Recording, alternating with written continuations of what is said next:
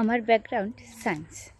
তো আমাদের এখানে ভালো সায়েন্সের টিচার পাওয়া যাইতো না, যেহেতু আমাদের টিচাররা অনেক দূর থেকে আসতো, তাই আমাদের কতটা প্রাইভেট পড়াতো না। তো আমাদের বাড়ি থেকে 1 থেকে 1.5 কিলোমিটার হেঁটে গিয়ে প্রাইভেট পড়তে হতো। তো আমাদের বাড়ির একটা ভাই আর কি আমাকে বলতো, ঠিক আছে, আমাকে না, আমার মাকে, যে অঙ্ক হচ্ছে 3টা, একটা যোগ, একটা বিয়োগ, আর একটা হচ্ছে গুণ, ঠিক আছে, আর ইংরাজি পড়ারই বা কী আছে, এবিসিডি দিয়েই তো সব তৈরি, তাই না?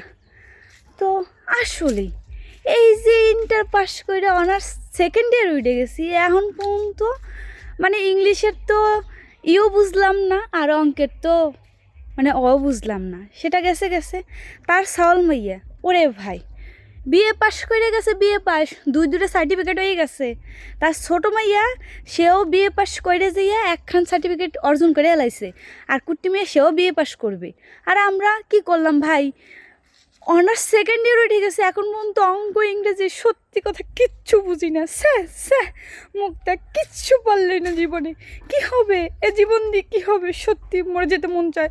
তারা সার্টিফিকেট অর্জন করে ফেলেছে, তারা নার্সিং হোম খুলে ফেলেছে, আর জীবনে কিছুই করতে পারলাম না।